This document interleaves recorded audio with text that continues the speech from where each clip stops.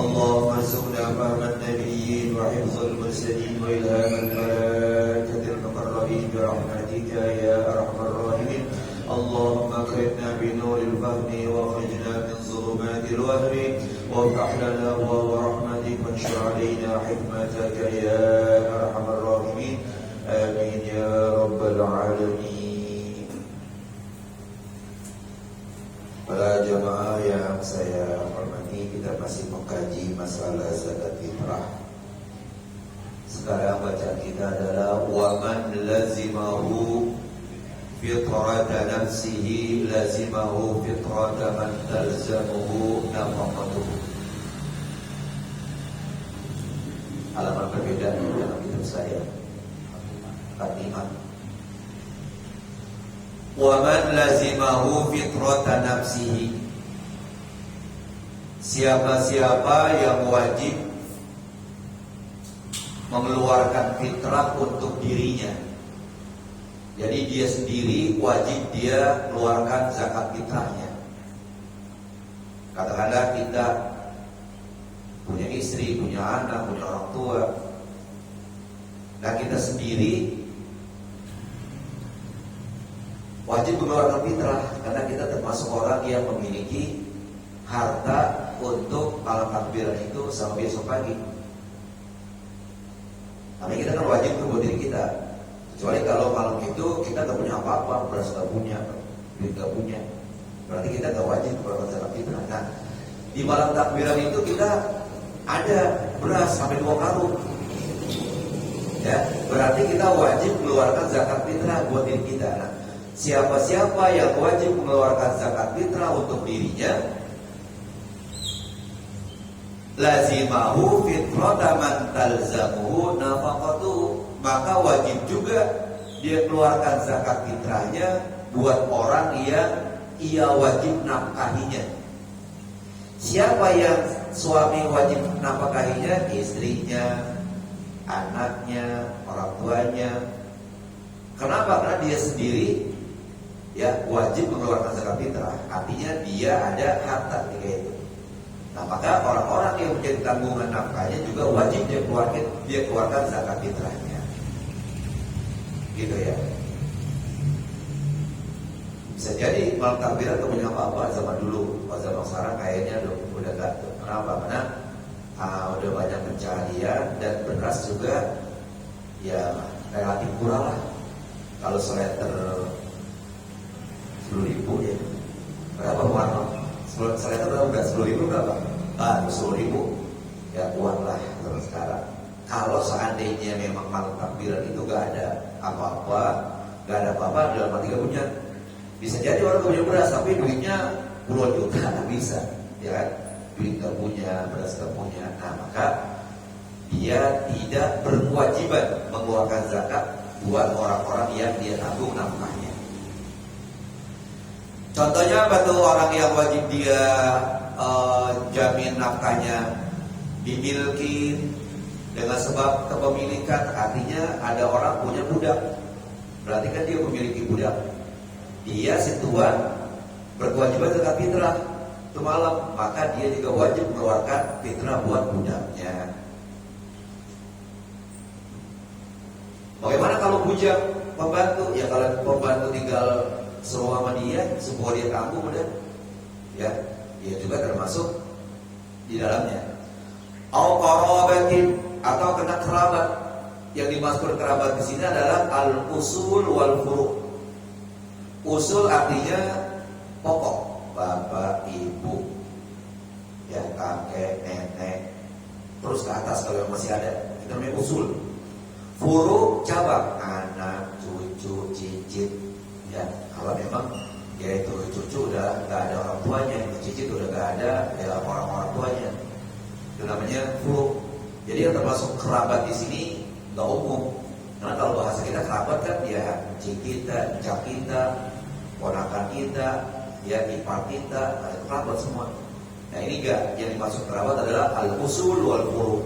Bapak ibu terus ke atas, anak cucu terus ke bawah. Itu adalah orang yang wajib dia nafkahinya, yang ditanggung nafkahnya. Au nikahin, atau lantaran nikah. Asalnya dia sama perempuan itu orang lain. Karena dia nikahi itu perempuan, maka perempuan itu menjadi orang yang wajib dia nafkahinya, artinya istrinya. Atau juga bisa mertua, bapaknya ibunya istri kita. Karena dia udah gak berdasar dan tidak ada yang menjamin nafkahnya, mantunya yang menjamin nafkahnya, maka mantunya juga yang berkewajiban mengeluarkan zakat itu mertuanya. Itu dikatakan musoharo. Musoharo artinya lantaran pernikahan. Ya, nah, jadi lantaran pernikahan itu ada hukum-hukum fikih yang berlaku. Ya, seperti mertua, maka dia adalah orang yang tidak batal wudunya karena anaknya kita jadiin bini. Ya, gitu. Jadi jangan mertua batal, nggak mau cium tangan, batal. Ya, tidak batal mertua kita. Ya, baik apa namanya yang laki-laki atau perempuan. Ya, artinya kalau anak-anak yang sama sekarang kan belum ngerti. Ketika mertuanya mau sholat, kemudian mantunya perempuan, ya, mantunya perempuan mau pulang, ya, karena tadi dia rumah mertuanya. Nah, mertuanya saudara tangan dan kenapa? Karena mantunya mau pulang, sementara mertuanya mau pergi. Kata mantunya, mau gak batal? Ya, atau Pak? Ya, dia kira batal. Ya enggak lah, ya. Karena apa? Karena ya anaknya itu mertua kawin sama itu perempuan.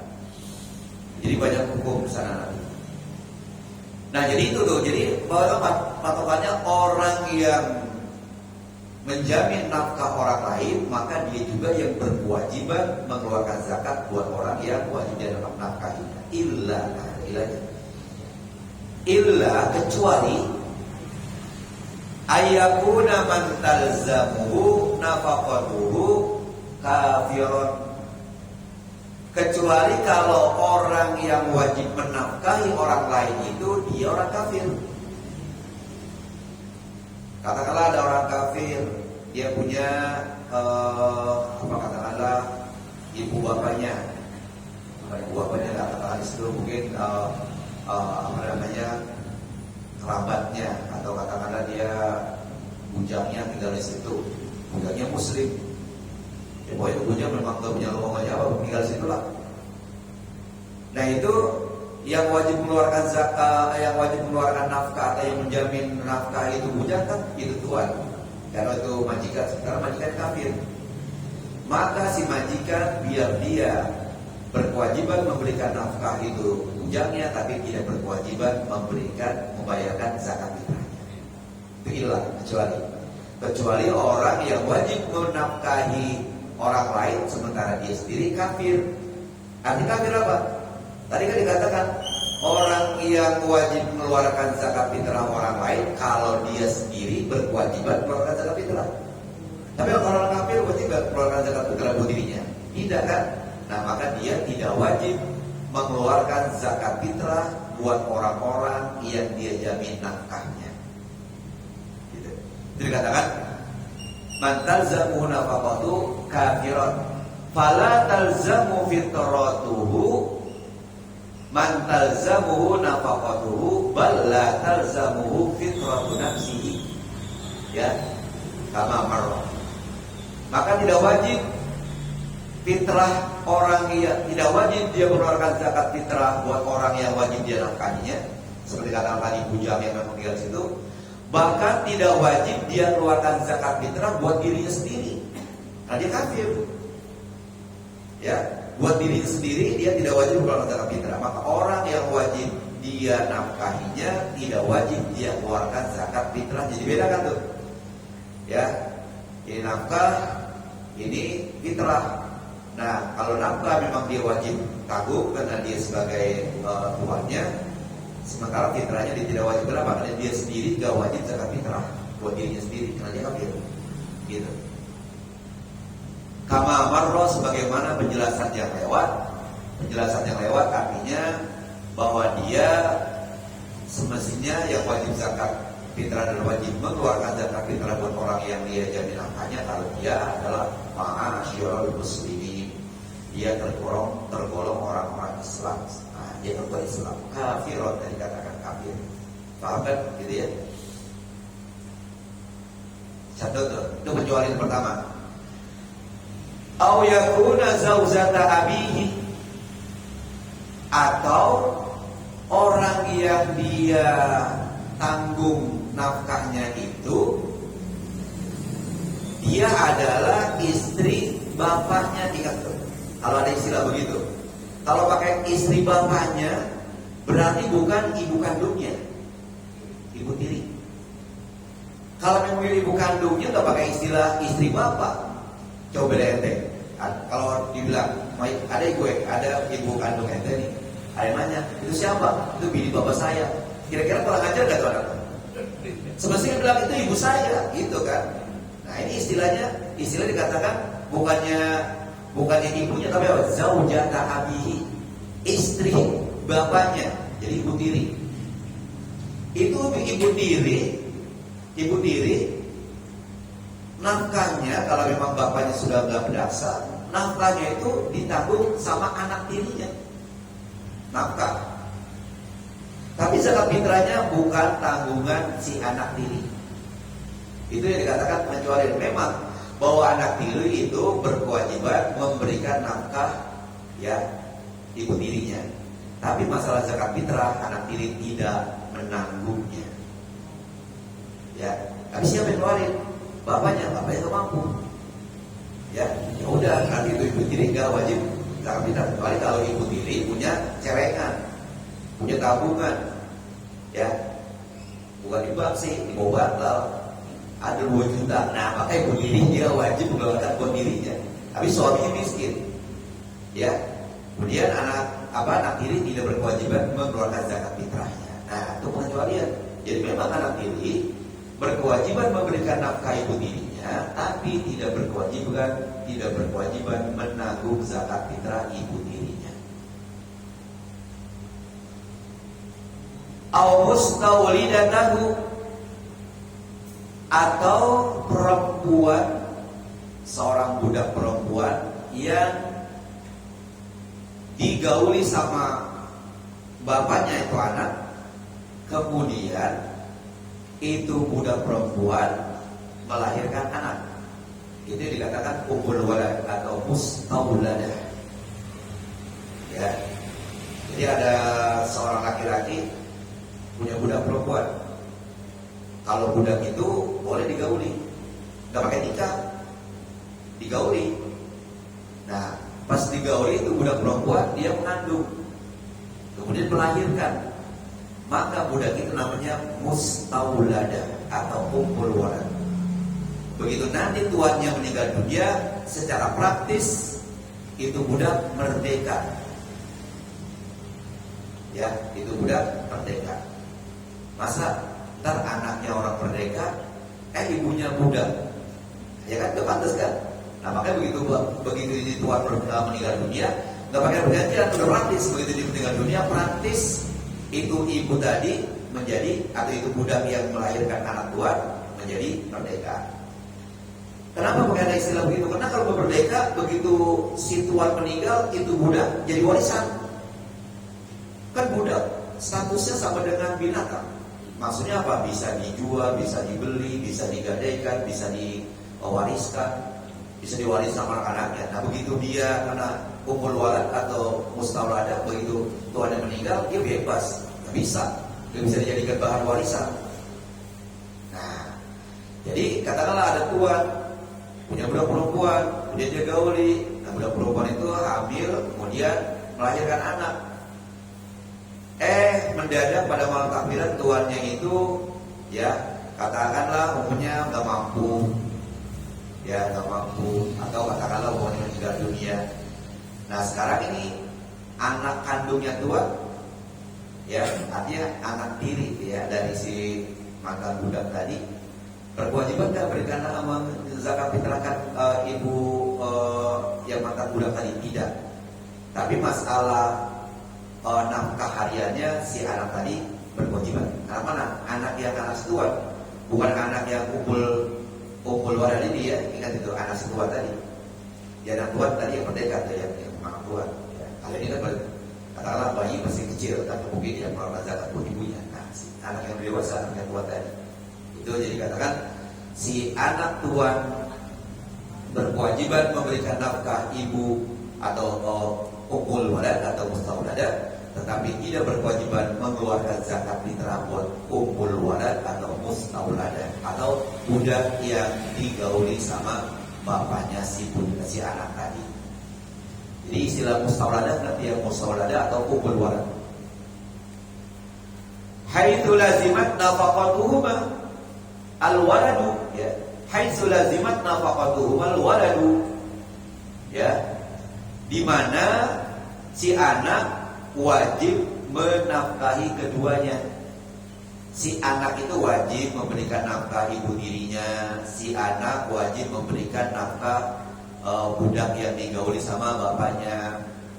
Wajib si nafkahnya, tapi apa? Zakat fitrahnya si anak tidak wajib mengeluarkan zakat fitrah ibu tiri dan tidak wajib mengeluarkan zakat fitrah ummul walad atau al-mustaudadah. Fala talzamuhu fitratuhuma, maka si anak tidak wajib mengeluarkan fitrah keduanya. Wa in lazimathu nafaqatuhuma, sekalipun si anak tadi wajib mengeluarkan nafkah atau menjamin nafkah keduanya. Keduanya siapa? Ibu tiri sama ummul walad atau al-mustaudadah atau mustaulidah, ya, mustaudadah yang dilahirkan. Kenapa? Li'annal asla fihima al-abu wa huwa mu'sirun. Karena pada dasarnya tanggungan keduanya, tanggungan siapa? Tanggungan ibu tiri sama tanggungan ummul walad atau al-mustaudadah itu siapa? Pada pokoknya pada dasarnya menanggungnya. Menanggungnya itu adalah si bapak. Sementara si bapak itu mu'sirun, susah, fakir, miskin, ya, gitu. Fala talzamul mu'siru fala wal fitratu la talzamul mu'sira. Maka zakat fitrah bukan atau tidak berkewajiban, ya, atau tidak wajib buat orang yang susah. Orang yang fakir tidak wajib mengeluarkan zakat fitrah, ya, maka dia tidak bisa mengeluarkan zakat fitrah buat istrinya. Habis itu menjamin anaknya nggak wajib, anak tiri tidak wajib mengeluarkan zakat fitrah buat ibu tiri dan al-mustaudadah atau ummul walad, ya. Bikhilafin nafaqati, beda dengan nafkah. Fayatahammalu al-waladu. Ya, jadi beda dengan nafkah, maka nafkah itu ditanggung keduanya oleh si anak. Jadi anak menanggung nafkah ibu tirinya dan si anak menanggung nafkah ummul walad. Tapi anak tidak wajib menanggung zakat fitrah ibu tiri dan ummul walad atau al-mustaudadah.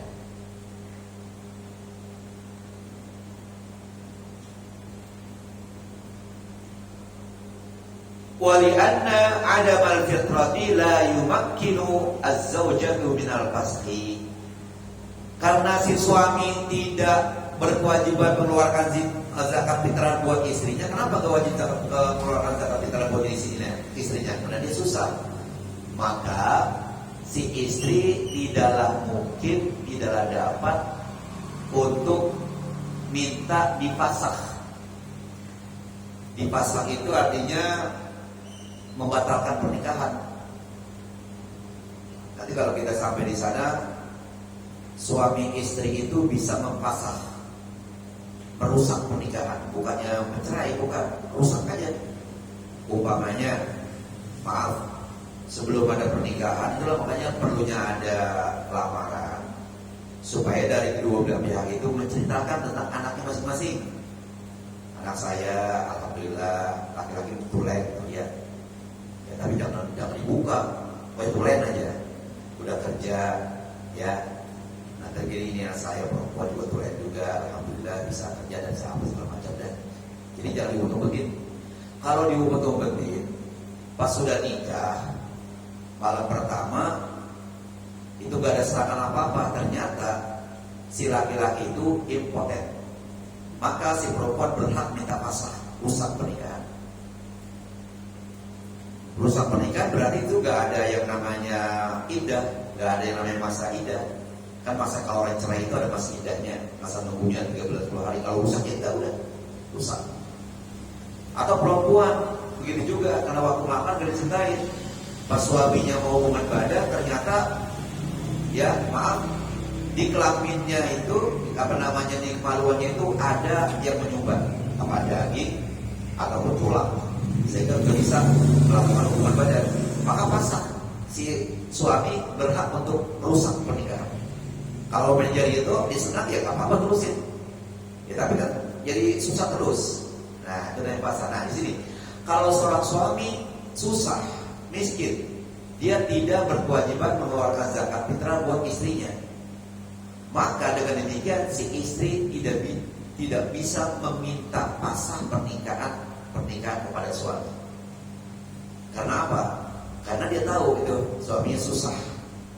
Ya, beda dengan kalau suaminya impoten, suaminya tidak punya kemampuan untuk itu. Nah, jadi saya katakan wali anna adamal fitrati, oleh karena si suami tidak mampu untuk mengeluarkan fitrah atau tidak berkewajiban mengeluarkan fitrah buat istrinya. Kenapa? Karena suaminya susah. La yumakkinul zaujatu minal fasqi, maka si istri tidak mungkin untuk minta rusak pernikahan. Bi khilafi adamin nafaqah, beda kalau tidak bisa memberikan nafkah. Jadi artinya kalau suaminya nggak bisa berikan nafkah, si istri melapor ke KUA. Tapi sebenarnya buat KUA, ke pengadilan agama. Kalau KUA itu belum kuat, pergi ke pengadilan agama. Di setiap wilayah ada utara, ada pengadilan agama, di Pos Selatan, Pusat, Barat ada. Ceritain, suami saya dulu memang waktu berkawin memang dia mampu, dia memberikan nafkah. Sekarang nggak bisa berikan nafkah, ya makanya sedang segala macam. Nah itu nanti si KUA pengadilan agama panggil si suami tadi, kan gak mungkin dia hanya mendengar berita dari satu pihak saja, dipanggil lagi suami. Oh, tanya betul maksud mampu itu. Nah itu maka nanti pengadilan yang akan memutuskan. Ini katakan situ beda nih. Kalau masalah minta pasang, minta rusak pernikahan tidak bisa. Tapi kalau masalah suami tidak bisa memberikan nafkah, ya kalau si istri mau lapor atau mau mengusul atau menggugat itu bisa. Ya. Nah, biar kurang sedikit mau selesai, tapi ini mau saya membaca 2 kitab. Saya rasa mungkin dulu ya, insyaallah kita lanjut. Amma man la talzamuhu fitratan nafsiyya. Supaya benar-benar bacaan kalau diterusin ntar yang serba tahun kita yang kedua. Supaya nanti kita gabung dengan bab yang lain, itu babu bayani mahalli zawaji akhdil qimati bisadaqi. Karena itu juga sedikit kelihatannya uraiannya. Kelihatannya biasanya karena tulisan Arab ya, bacanya aja juga lama, belum lagi penjelasannya gitu. Kalau hanya baca dan terjemah nggak pakai penjelasan cepet, kami sudah ngerti. Kalau saya baca saya terjemahin, baca terjemahin latar gitu kan nggak paham. Kan perlu penjelasan, makanya itu walaupun hanya beberapa baris biasa makan waktu. Kenapa? Karena memang perlu penjelasan. Ya. Baik, masih ada waktu sekitar 12 menit ya. Nah sekarang bisa lewat 2 menit, 7 lewat 2 menit.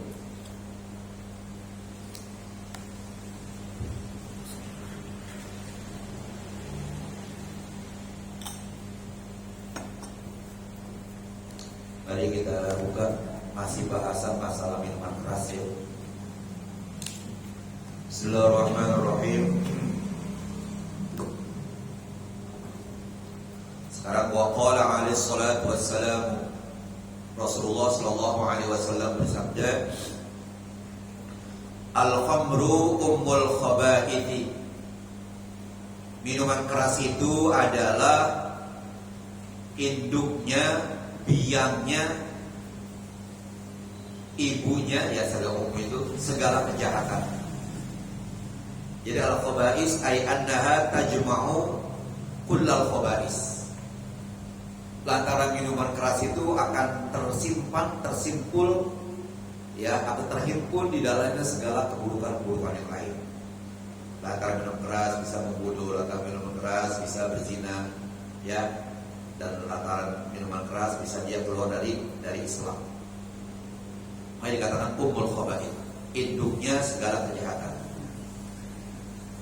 Wa qala alaihi salatu wassalam, dan bersabda juga Rasulullah sallallahu alaihi wasallam, man syaribal khamra fid dunya lam yashrabha fil akhirati.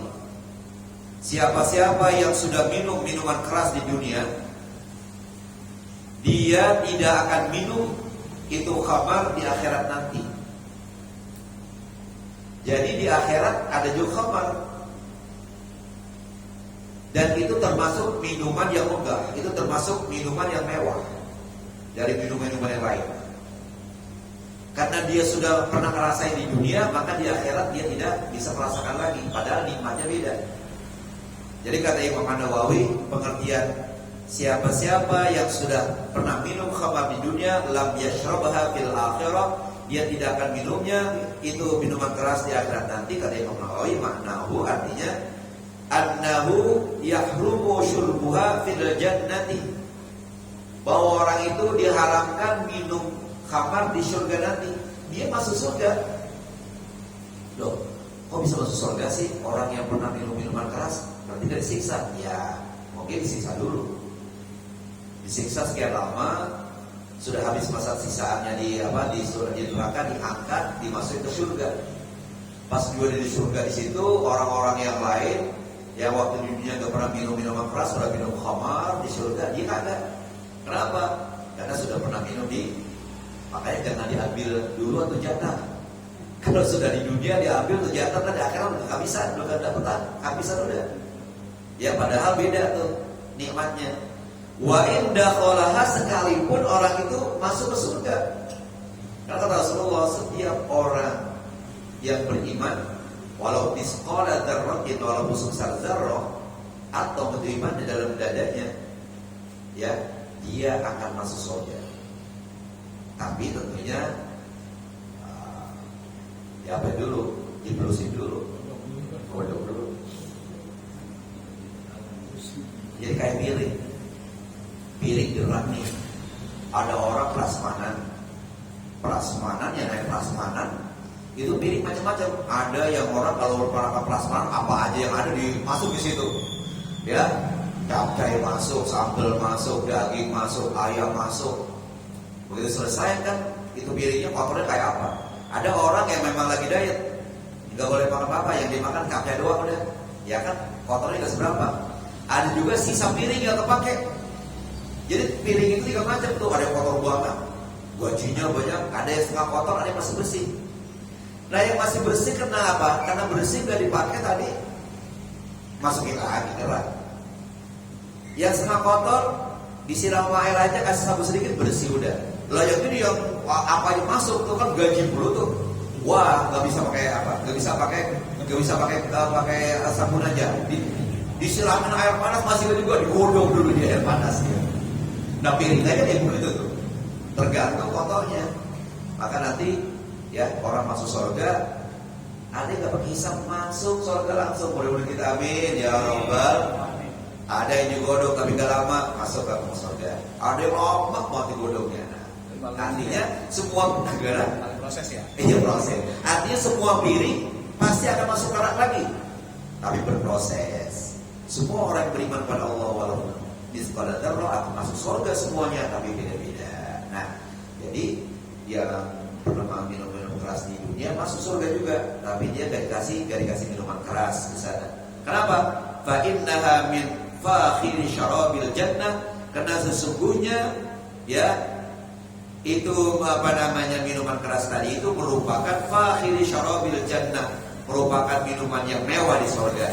Fayamna'uha hadzal ma'asi, maka orang yang pernah berbuat maksiat di dunia, pernah minum keras di dunia, dia dilarang minum itu tadi. Ya, bisyurbiha fid dunya, lantaran dia sudah minum di dunia ini. Gak tahu dah kalau orang yang taubatan nasuha, ya Allah saya taubatan nasuha, pada saya minum khamar mulu. Gak tahu sahabat saya nanti di surga ada juga minuman keras, taubatan nasuha supaya nanti saya dapat minuman minuman di akhirat katanya khamar ya. Mudah-mudahan doa kita dikabulkan, dikasih juga oleh Allah, amin ya rabbal alamin.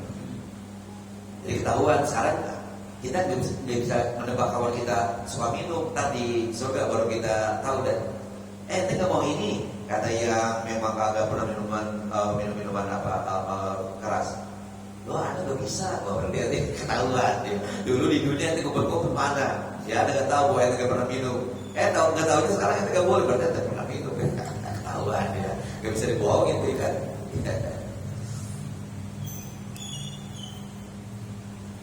Wa qala alaihi salatu wassalam, dan bersabda juga Rasulullah sallallahu alaihi wasallam, man syaribal khamra lam yaqbalillahu lahu salatan arba'ina sabahan. Siapa-siapa yang pernah minum minuman keras di dunia ini, Allah Subhanahu wa taala tidak menerimanya salatnya selama 40 hari. Masya Allah. Habis kalau begitu utang dong 40 hari. Karena seorang tadi pernah minuman keras, sholatnya dia sudah lulus dari dhimma, dari tanggungan kewajiban sholat dia sudah bebas, nggak perlu dia qadai, tapi pahala kosong. Ente capek ruku sujud 40 hari. Tapi ada yang mengatakan di situ sobahan, ya subuh, sholat subuh 40 subuh. Ada yang mengatakan sobahan yauman katanya. Dua pendapat ini. Kan di sini kan arba'ina sobahan. 40 subuh, 40 pagi. Ada yang mengatakan sobahan adalah subuh, 40 kali sholat subuh, itu gak diterima, gak ada pahalanya, tapi kewajiban sudah lunas, gak perlu dia qadai. Tapi ada yang mengatakan sobahan artinya yauman. Kenapa Rasulullah menyebutkan sholat, bukan yang lain? Haji, puasa. Karena sholat itu merupakan ibadat, ya. Sholat itu merupakan, dikhususkan sholat karena sholat merupakan afdhalu ibadah, ibadat yang paling afdhal. Yang lain yang masuk di dalamnya udah, ya. Tapi kalau disebut puasa tidak diterima 40 hari puasanya, berarti sholatnya mungkin diterima. Nah di sini kalau sholatnya nggak diterima, berarti ibadat yang lain masuk di dalamnya. Karena sholat adalah afdhalul ibadat, ya, afdhalul ibadatil badan, ya, seafdal ibadat badan. Kenapa disebutkan arba'in 40 hari? Karena kalau orang minum minuman keras selama 40 hari masih ada sisa-sisa minuman, baik itu di uratnya, di dagingnya masih ada, belum bersih itu. Makanya 40 hari selama belum bersih masih ada sisa-sisa minuman, belum diterima. Ya, na'udzubillah min dari, makanya yang udah pernah jangan lagi taubatan nasuha. Ya, jadi artinya bahwa orang itu sudah bebas dari tanggungan sholatnya, tapi dia tidak mendapatkan pahala. Kan sayang, capek dia mengeluarkan tenaga, tetapi tidak diterima. Ya karena udah ya itu lewat berapa itu? Ya 3 menit, insyaallah kita lanjutkan wal warid sampai sini. Para jamaah, sebelum kita baca doa, mari kita berdoa, berdoa kita baca Fatihah dengan harapan mudah-mudahan Allah Subhanahu wa taala berikan pahala pada orang-orang yang telah mendermakan hartanya di mushola kita ini, dan Allah Subhanahu wa taala menempatkan di tempat sebaik-baiknya pada orang tua kita, saudara kita, teman kita, dan orang-orang yang kita cintai sudah meninggal dunia. Yang lagi pada sakit, mudah-mudahan sehatkan badannya, cucu kita mudah-mudahan diberikan ilmu bermanfaat, menjadi anak yang berguna, dan semua dosa-dosa kita yang pernah kita lakukan diampuni oleh Allah Subhanahu wa taala. Al-Fatihah. A'udzu billahi minasyaitonir rajim. Bismillahirrahmanirrahim. الرحيم الحمد لله رب العالمين الرحمن الرحيم مالك يوم الدين إياك نعبد وإياك نستعين اهدنا الصراط المستقيم صراط الذين أنعمت عليهم غير المغضوب عليهم ولا الضالين رب اغفر لنا ولوالدينا آمين اللهم اجعل جمعنا هذا جمعا مرحوما وتفرقنا من بعده تفرقا معصوما ولا تجعل اللهم فينا ولا معنا ولا من يتبعنا شقيا ولا مطرودا ولا محروما له فيها سبحانك اللهم وتحيتهم فيها سلام وآخر دعوانا الحمد لله رب العالمين. تقبل الله. السلام عليكم ورحمة الله وبركاته.